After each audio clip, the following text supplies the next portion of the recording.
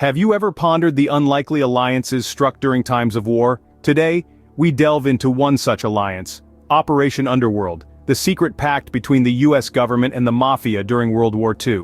Let's rewind to the early 20th century, to the chaotic streets of America, where organized crime was rapidly on the rise. Amidst the numerous gangsters and mob bosses, one figure stood out: Charles "Lucky" Luciano.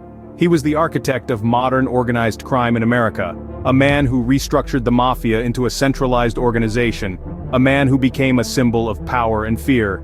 Yet, as Luciano was cementing his grip on the underworld, a storm was brewing on the world stage. World War II had erupted, and America's involvement was inevitable. The fear of Axis sabotage in US ports was palpable, particularly in New York Harbor, the lifeline for supplies and troops. The stakes were high, and the threat was real. Enter Naval Intelligence Officer Charles Haffenden. A man with the daunting task of securing the waterfront, he was all too aware of the unconventional nature of the enemy he was up against. Traditional methods of security wouldn't suffice. He needed an innovative solution, something that would catch the enemy off guard. And so, Haffenden turned his gaze towards the underworld, towards the kingpin of organized crime, Lucky Luciano. He saw in Luciano not just a criminal but an opportunity, an unlikely ally who could secure the waterfront. It was a gamble, a desperate measure in desperate times. In the face of imminent threat, Haffenden made an audacious proposition that would shake the very foundations of conventional warfare.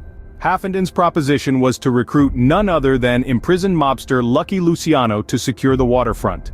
Bold, audacious, and teetering on the edge of moral ambiguity, Charles Haffenden, a naval intelligence officer, embarked on a risky venture. He saw a potential ally in the most unlikely figure: Charles "Lucky" Luciano, a notorious mobster serving time in prison.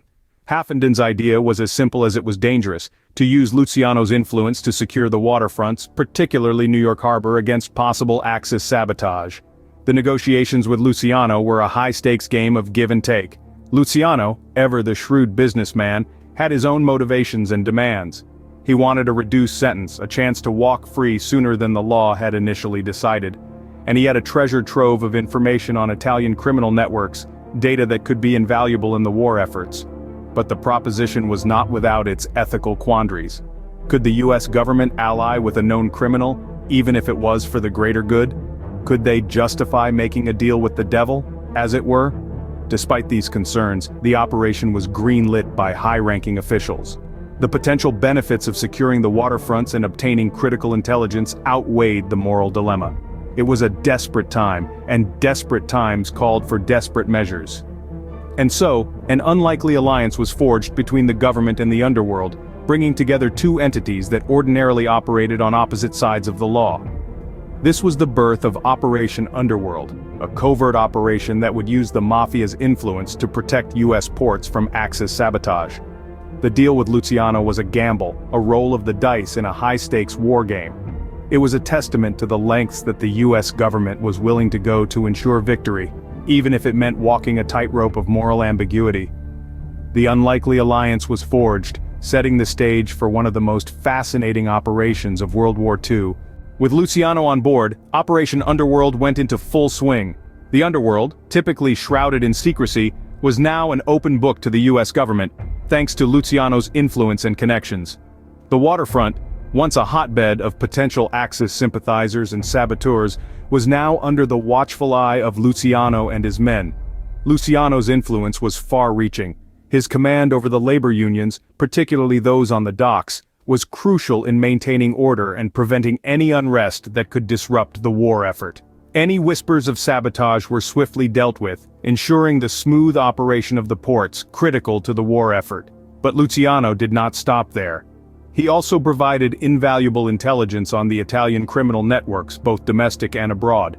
His knowledge of the inner workings of these networks, their structures, their key players, and their operations, was a goldmine for the US government.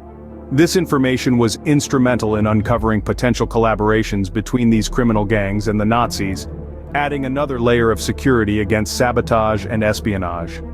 Perhaps most crucially, Luciano established contacts within Sicily, his homeland, in anticipation of the upcoming Allied invasion.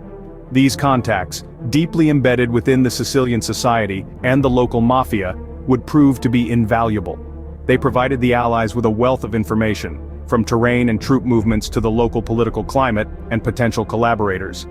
This intelligence would later prove instrumental in planning and executing Operation Husky, the invasion of Sicily. Through Luciano, the US government had effectively tapped into the underworld, turning the mafia's vast network and influence to its advantage. The lines between crime and patriotism blurred, as the underworld became a critical ally in the fight against the Axis powers. Operation Underworld was proving to be a success, but its true test was yet to come. Operation Husky, the Allied invasion of Sicily, was on the horizon, and Luciano was to play a crucial role. As the Allies plotted their invasion, they faced a daunting challenge. Sicily was a stronghold, brimming with entrenched enemy forces. But Luciano, with his deep roots in the Sicilian mafia, held the key to unlock this fortress. His knowledge of the mafia's structure, their influence on local authorities, and the physical geography of the island was invaluable. Luciano became an essential part of the intelligence machine, providing crucial information that could tilt the scales of war. But his contribution went beyond mere information. Luciano not only knew the players, he knew how to play the game.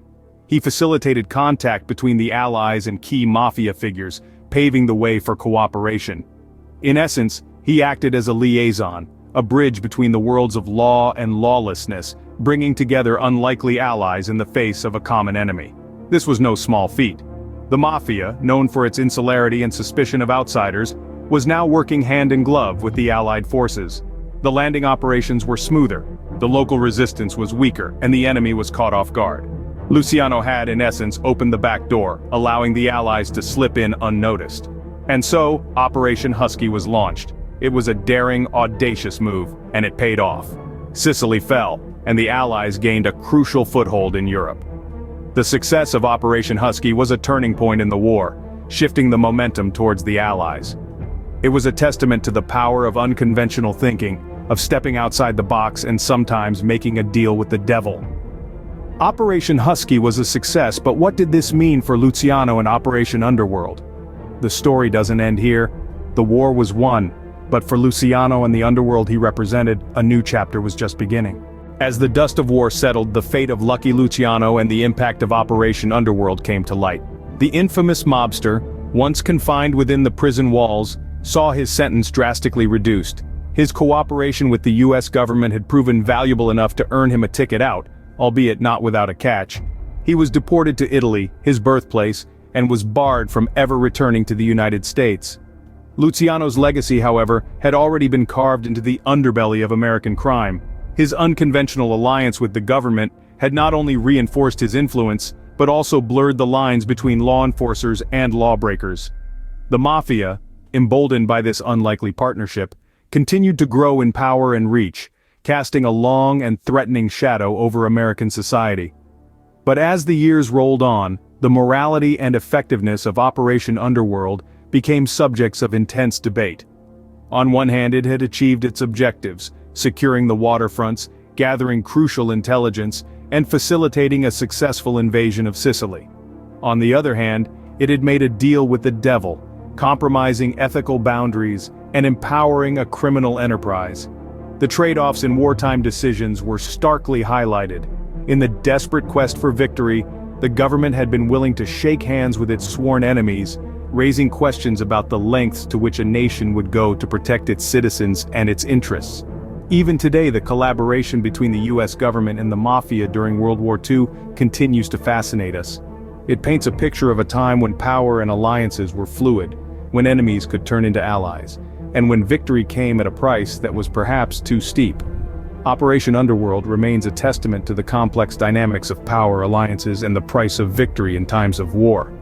It serves as a stark reminder of the blurred lines between right and wrong, and the moral ambiguities that often come with the struggle for survival and triumph.